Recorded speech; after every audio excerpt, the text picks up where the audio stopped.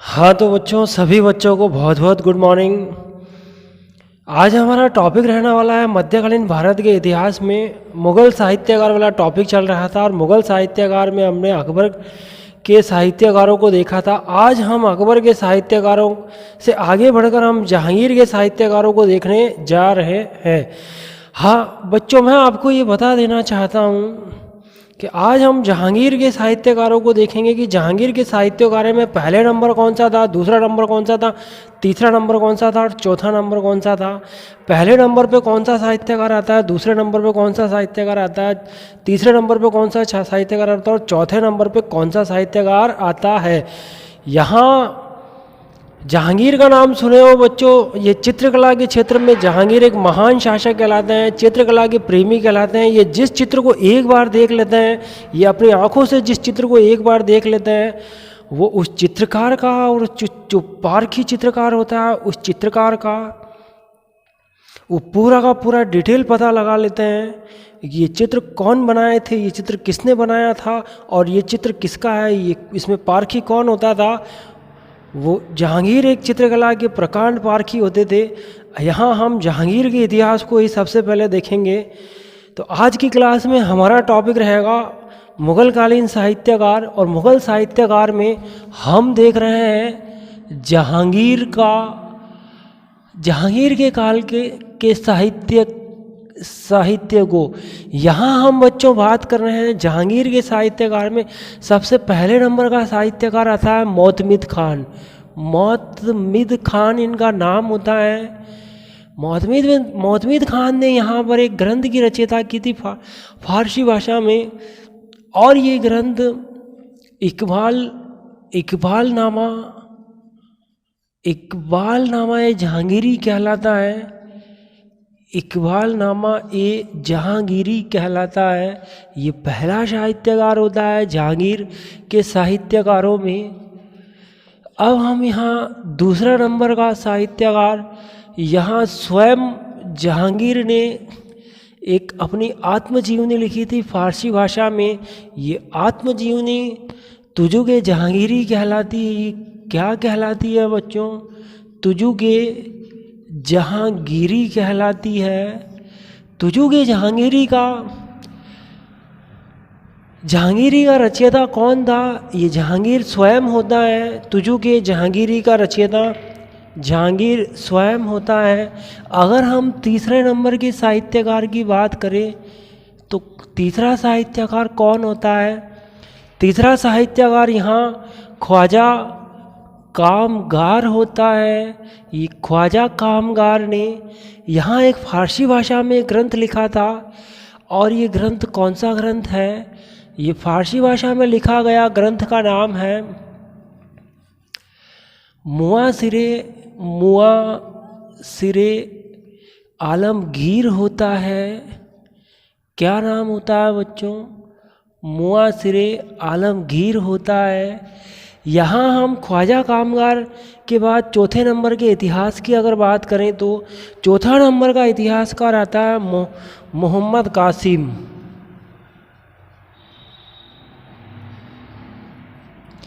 मोहम्मद कासिम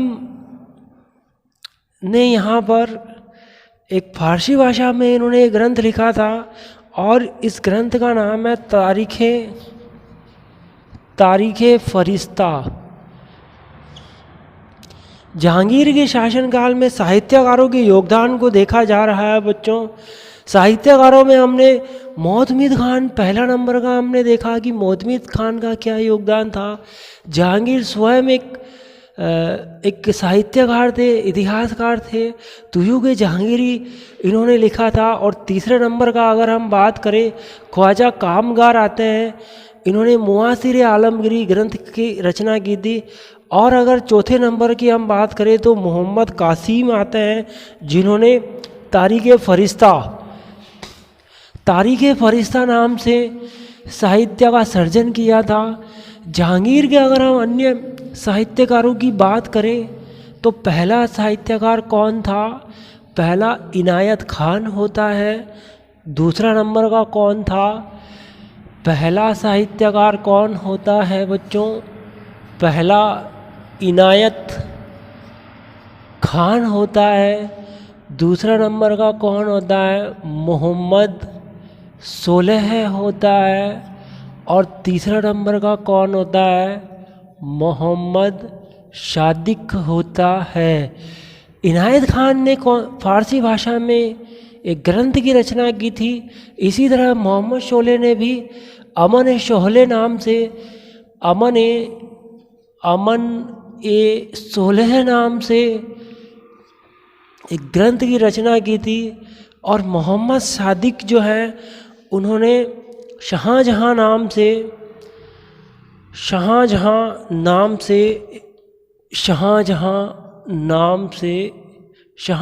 नामा ग्रंथ की रचना की थी। और इनायत खान की अगर हम बात करें, शाहजहाँ नामा ग्रंथ की बात की थी। यहाँ ये साहित्यकार जो होते हैं ये शाहजहाँ कालीन साहित्यकार होते हैं बच्चों।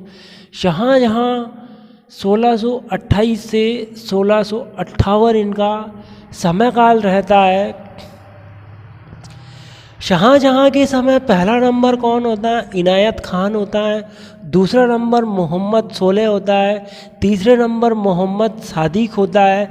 यहाँ इनायत खान ने फ़ारसी भाषा में शाहजहाँनामा लिखा था, मोहम्मद शोले ने अमन ए शोलह लिखा था। क्या लिखा था बच्चों, अमन ए शोलह लिखा था। मोहम्मद सादिक ने यहाँ शाहजहाँनामा लिखा था। शाहजहाँनामा नाम से ही जो पुस्तक लिखी गई है वो शाहजहाँनामा होती है। वो कौन सी होती है, वो शाहजहाँनामा पुस्तक होती है। यहाँ शाहजहाँ के साहित्यकारों में हम देख रहे हैं, शाहजहाँ को आगरा के ताजमहल के मुमताज़ महल, जो आगरा का ताजमहल है बच्चों, जो मुमताज़ का ताजमहल है, जो एक प्रेम का प्रतीक माना जाता है, उसी की याद में शाहजहाँ को आज भी प्रेम के प्रतीक के रूप में याद किया जाता है। यहाँ हम देख रहे हैं शाहजहाँ के समय में अन्य अगर इतिहासकारों की बात करें तो 3 विद्वान आते हैं। पहला नंबर कौन सा था, दूसरा नंबर कौन सा था और तीसरा नंबर कौन सा था। यहाँ अब्दुल हामिद लाहौरी है। यहाँ तीसरे नंबर पे कौन है बच्चों, तीसरे नंबर पे मोहम्मद वारिश है। यहाँ पहले नंबर पे कौन है, मोहम्मद अमीन कजवनी है। कौन है बच्चों, मोहम्मद अमीन कजवनी है। मोहम्मद अमीन कजवनी ने शाहजहाँ के इतिहास को एक ग्रंथ में रचित किया था। उस ग्रंथ का क्या नाम होता है, उस ग्रंथ का नाम होता है बादशाहनामा होता है, जिसको बादशाहनामा भी कहा जाता है। अब्दुल हामिद लाहौरी ने भी इसी बादशाहनामा नाम से फ़ारसी भाषा के एक ग्रंथ की रचना की थी। मोहम्मद वारिस ने भी फ़ारसी भाषा के नाम से बादशाहनामा ग्रंथ की रचना की थी। यहाँ हम बात कर रहे हैं मोहम्मद अमीन कजवनी की, अब्दुल हामिद लाहौरी की, मोहम्मद वारिस की। यहाँ मोहम्मद अमीन कजवनी ने बादशाहनामा में 1628 से लेकर 1638 तक का इतिहास लिखा है।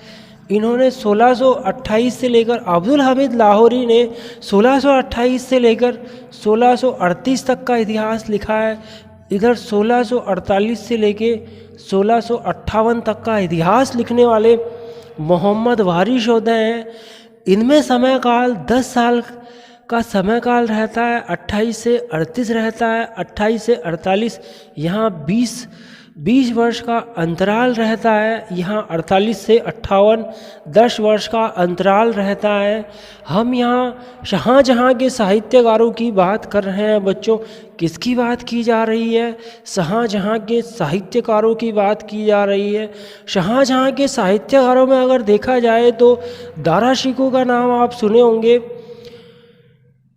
औरंगजेब के समय में औरंगजेब के 4 पुत्र थे। पहला पुत्र दारा शिकोह था, दूसरा पुत्र शुजा था, तीसरा औरंगजेब होता है और चौथा मुराद होता है।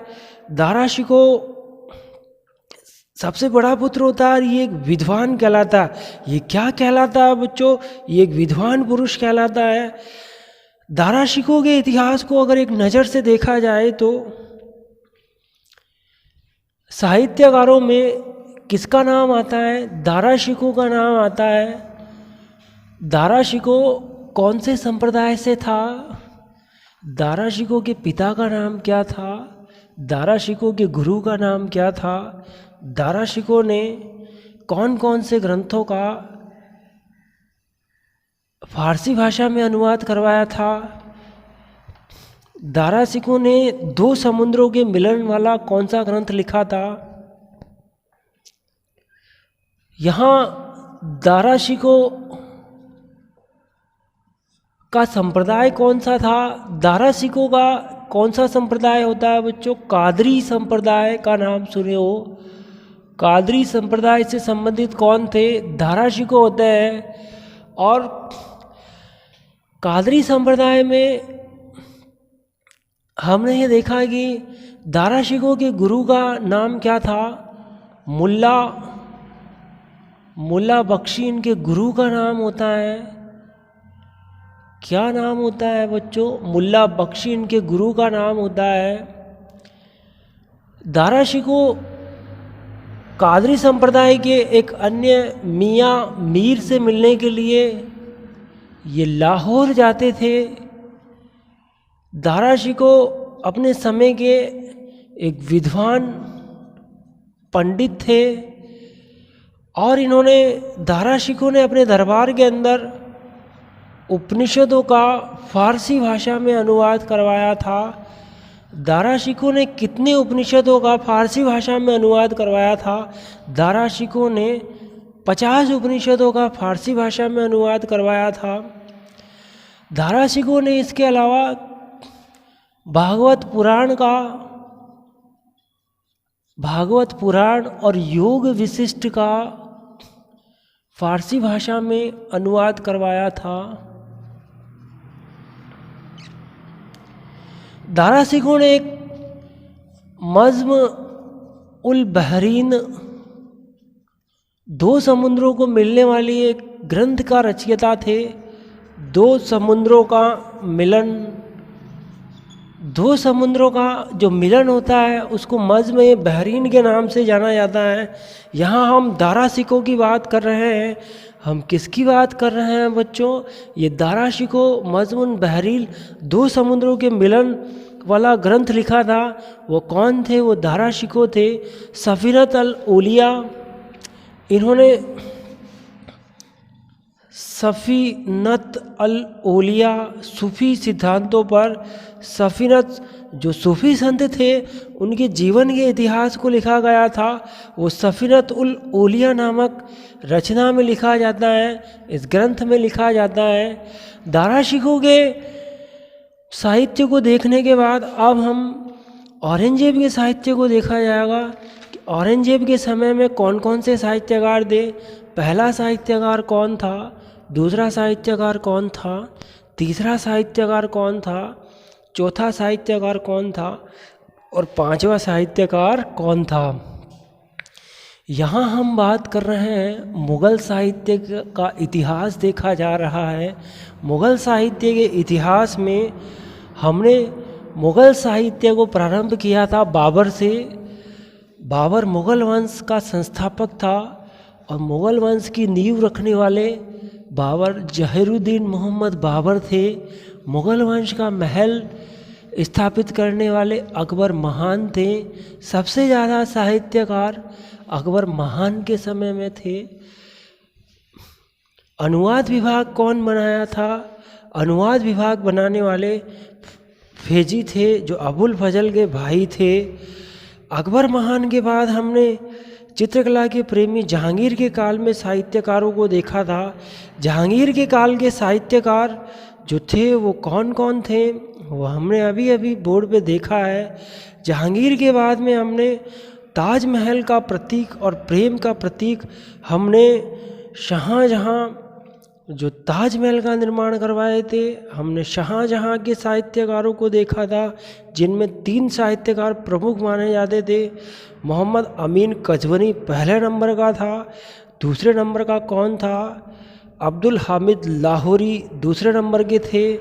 तीसरे नंबर का कौन था बच्चों? तीसरे नंबर का साहित्यकार मोहम्मद वारिस थे। कौन थे? मोहम्मद वारिस थे। शाहजहाँ के बाद अब हम दारा शिकोह की बात करते हुए अब औरंगजेब के काल में जो कौन कौन से साहित्यकार थे, औरंगजेब के काल में साहित्यकारों का उल्लेख किया जाएगा। और औरंगजेब के काल का पहला साहित्यकार कौन था? औरंगजेब के काल का दूसरा साहित्यकार कौन था? औरंगजेब के काल का तीसरा साहित्यकार कौन था? औरंगजेब के काल का चौथा साहित्यकार कौन था?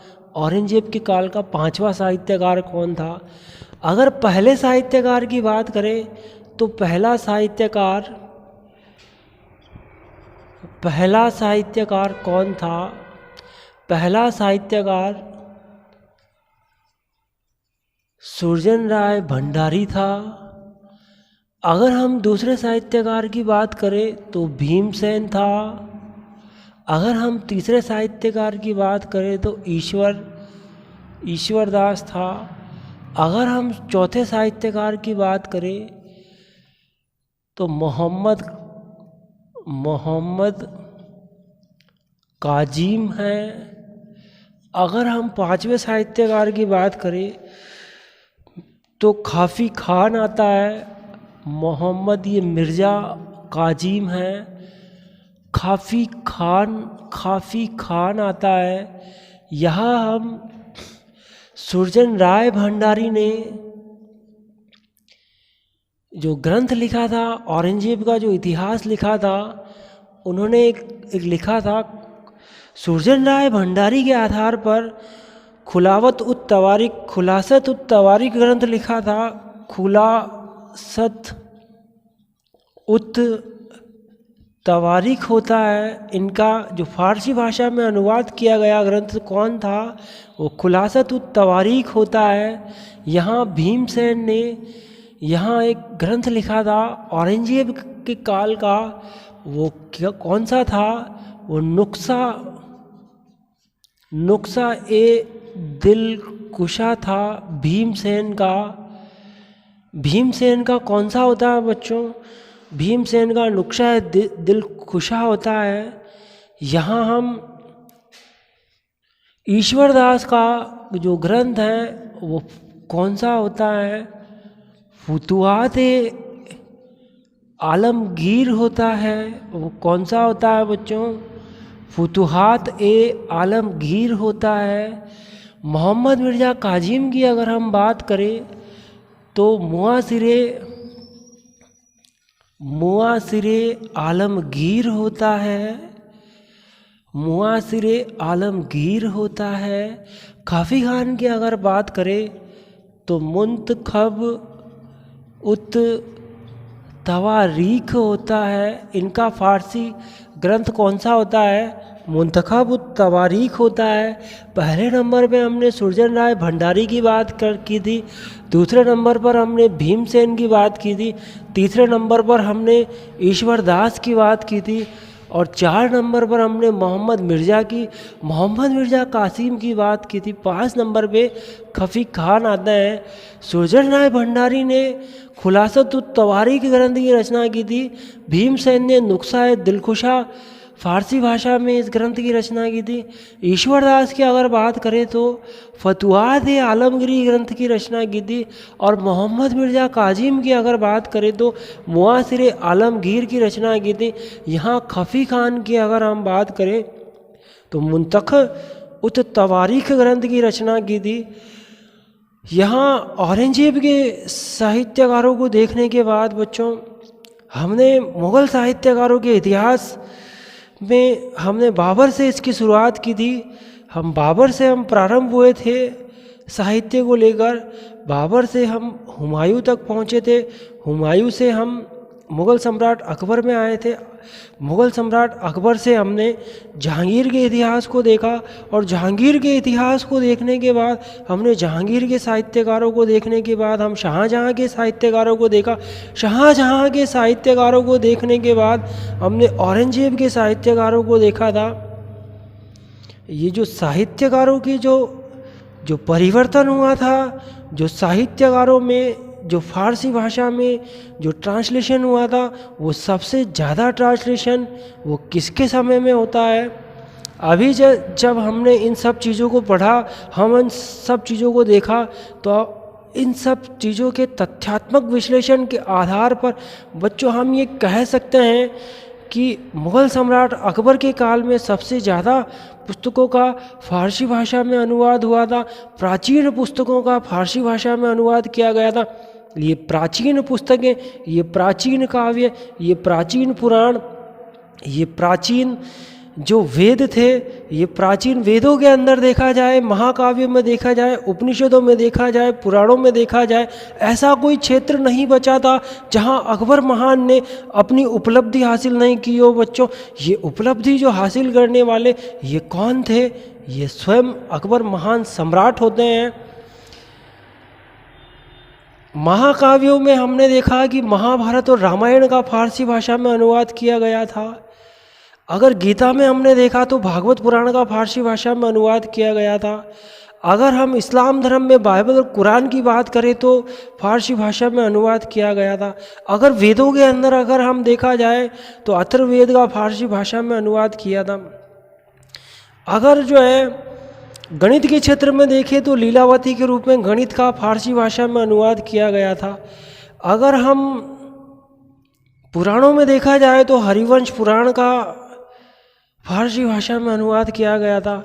अगर उपदेशों के बारे में देखें बच्चों तो हितो उपदेश का फारसी भाषा में अनुवाद किया गया था। अगर इतिहास को उठाकर देखा जाए तो कश्मीर के इतिहास का फारसी भाषा में अनुवाद किया गया। यहाँ जो अकबर के काल में मान सिंह जैसे महाकवि हुए थे जो हिंदी में कविताएं लिखते थे, यहाँ बीरबल जैसे विद्वान हुए थे जिन्हें कवि प्रिय की उपाधि प्रदान की गई थी। यहाँ गज़लों के लेखक गजाली गज़लों के लेखक हुए थे, मोहम्मद गज़लों के लेखक हुए थे या काशिदों के लेखक हुए थे। ये एक ऐसा इतिहास है मुग़ल वंश के साम्राज्य में जिसने आज अपनी अमिट छाप छोड़ दी है। बच्चों आज के लिए बस मैं इतना ही आपको ये जो टॉपिक है वो समाप्ति की ओर है और लगभग समाप्त है ये, और नेक्स्ट वीडियो के साथ हम वापस आपसे मिलेंगे। और तब तक के लिए okay, thank you very much. Okay, धन्यवाद।